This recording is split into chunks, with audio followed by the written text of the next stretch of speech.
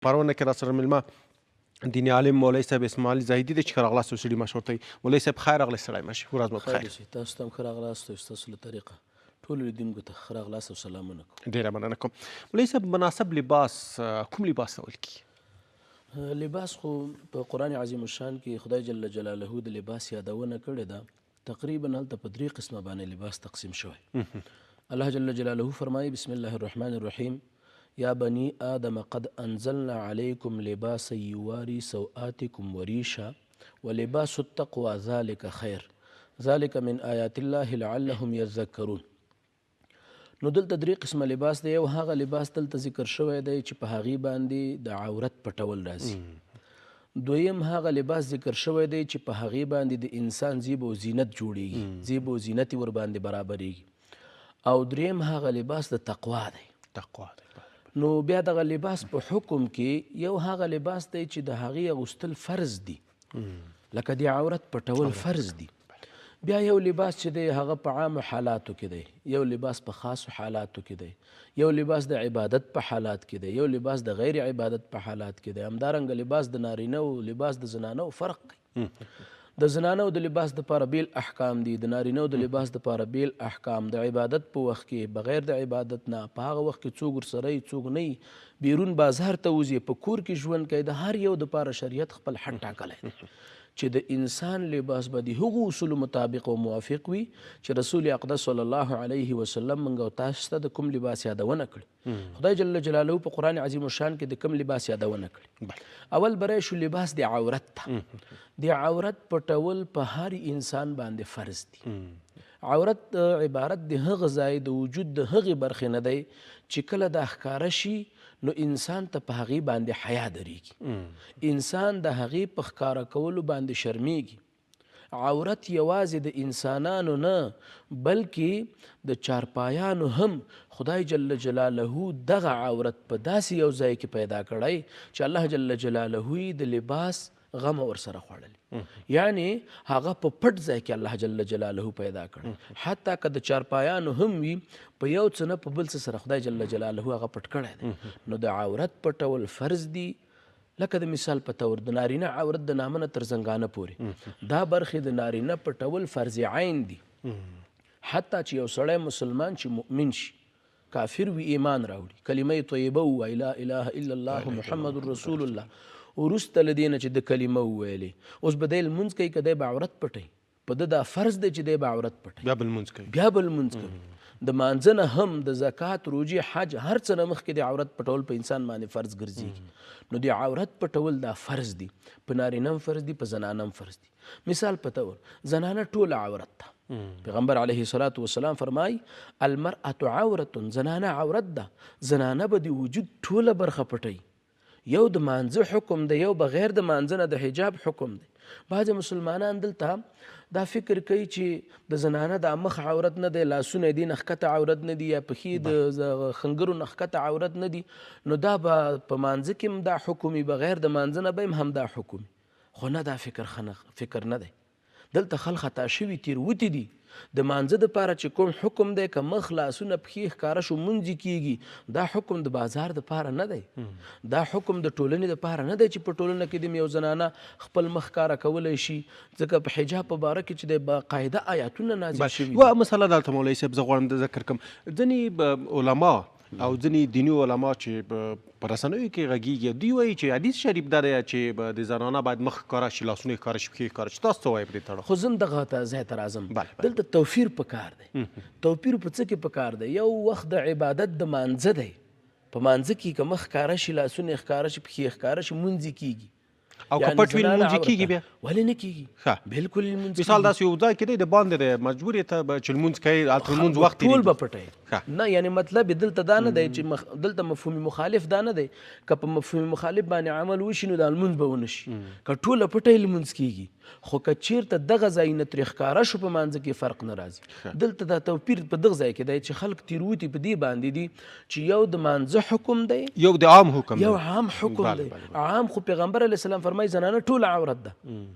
ګوري الله جل جلاله په قرآن عظیم الشان کې فرمای ولا یبدین زینتهن، دې زنانو ته دا جایز نه دی چې د خپل زینت ځایونه ښکاره کړي. اوس موږ او تاسې به په دې وجود کې وګورو، د دې وجود په برخو کې به فکر وکړو، تر ټولو نه مزین او حسین ښکلی ځای مخ دی.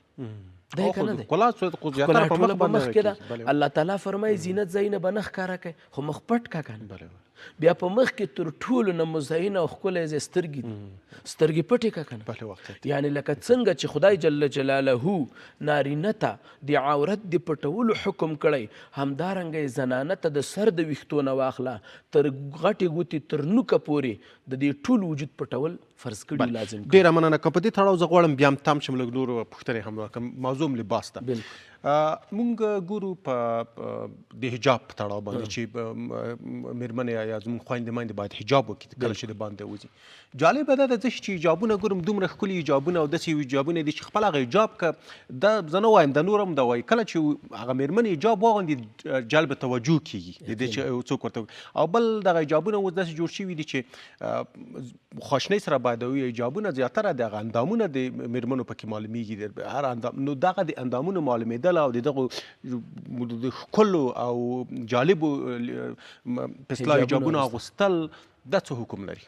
دا په اصل کې بیخي حجاب دی نه. دې ته موږ او تاسې په ظاهره حجاب وایو، خو دا حجاب نه دی، دا اصل کې لوسېدل دي.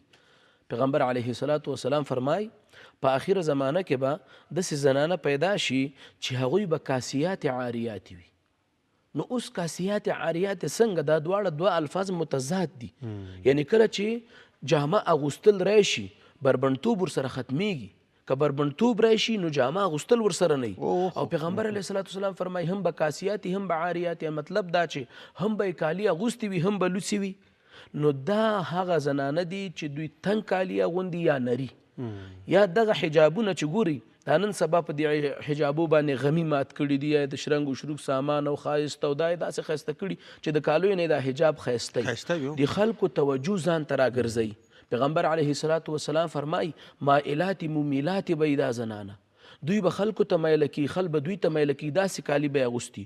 رؤوسهن کاسنمة البخت، خپل سرونه به یې لکه د اوښ د قبونو په شانته جوړ کړي. که خیال دې کړی دا بعضې زنانه دلته په دې څټ کې داسې دغه جوړوي ځان ته غوټه ویښته، د اوښانو د قب غوندې به یې ویښتان جوړ کړي.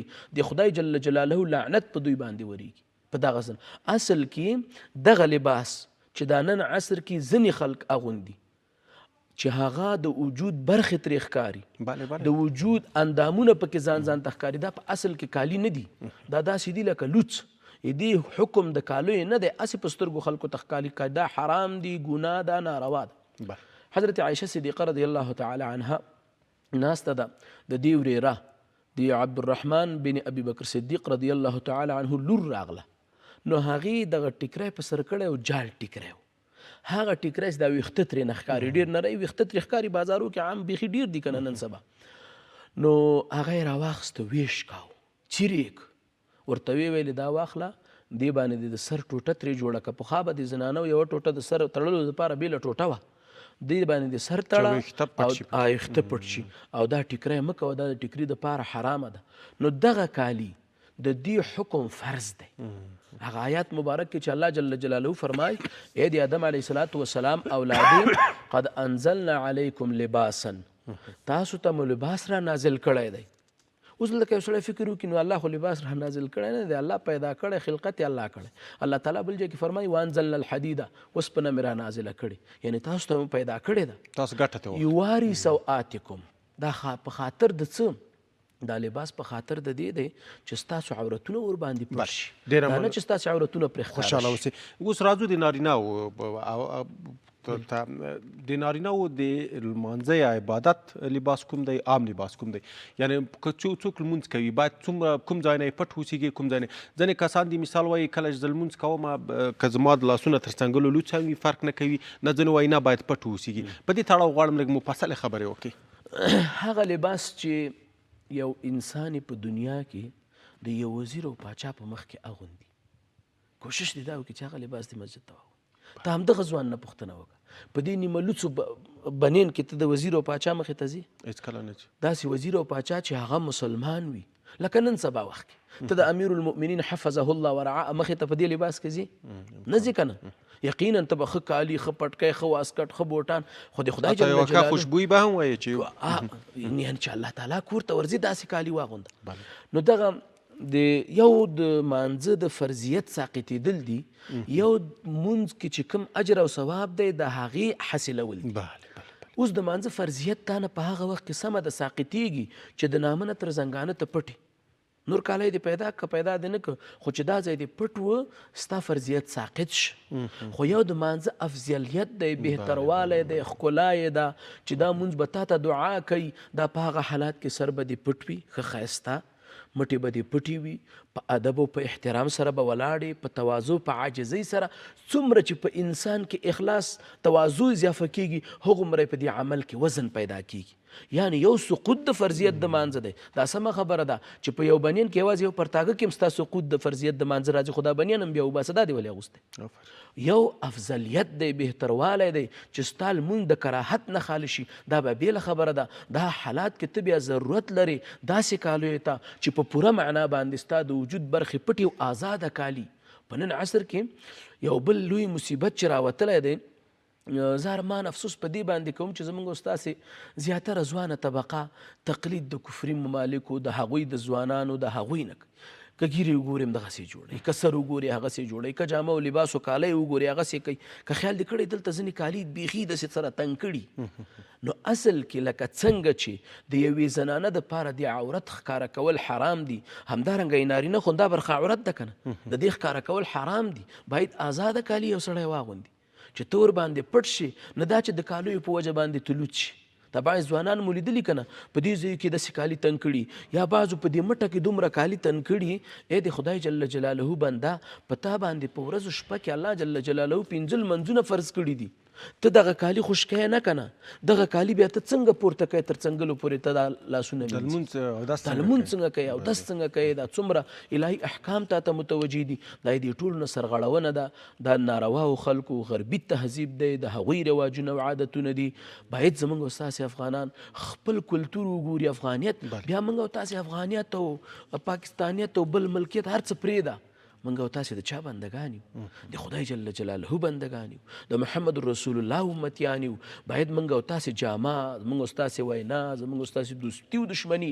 د هغو اصولو قواعدو په بنا باندې چې خدای جل جلاله محمد رسول الله موږ او تاسې ته د هغې ښودنه کړې ده نه دا چې هر یو کس د په خپل ځان باندې په خپله هغه چې څه یې زړه غواړي هغه دې وکړي شریعت تا ته دا حکم نه درکوي جامه کې چې تا ته شریعت کم حد ټاکلی کومه اندازه یې ټاکلې د هغې نه که تا تجاوز وکړه خدای جل جلاله فرمایي ومن یتعد حدود الله فقد ظلم نفسه تا په ځان ظلم وکړه ته به سوځېږي که په وینا کې دې د ټاکلي حد نه تیری وکړه تجاوز که په خوراک کې د ټاکلي حد نه تیری او تجاوز وکړه که په دوستي او دښمني کې دې د ټاکلي حد نه تیری او تجاوز وکړه الله جل جلاله دې نیسي الله جل جلاله چې تا د پاره دا جامه را نازله کړې دا یې څه په خاطر باندې یو دا چې ستا عورت پټ شي بل په دې حدیث مبارک کې راځي وریشه د زیب او د زینت او د ښکلا جامه اوس دلته بعضې خلک به دا فکر کوي چې قیمتي جامه اغوستل ښه نه دي دا نه نه نه قیمتي جامه واغونده ښه کالی واغونده پیغمبر علیه الصلاة والسلام یو څادر د 1000 درهم واغوستی